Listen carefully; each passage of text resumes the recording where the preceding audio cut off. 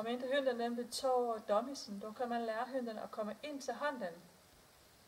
Och sen när den har med nosen duttat i handen får man ge den en godis.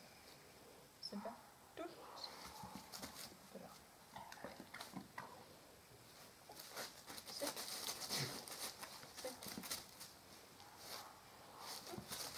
Bra. När hunden har lärt sig det på kort afstand, då kan man öka på afstanden lite.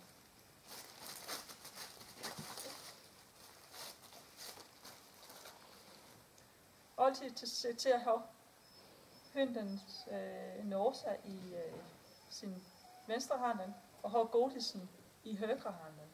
For hunden skal ikke tage själva liksom, den skal forvente.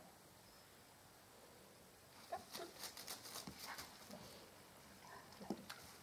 Så når den har lært sig det på afstand, så kan man slænge ud domisen.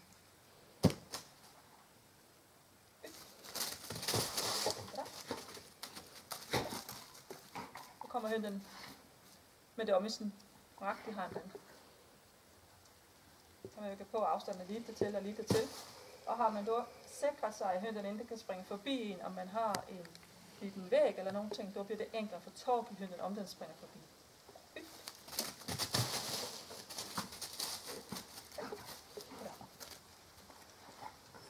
Så kan man øge på lidt grann med også, så kan man sætte over hunden.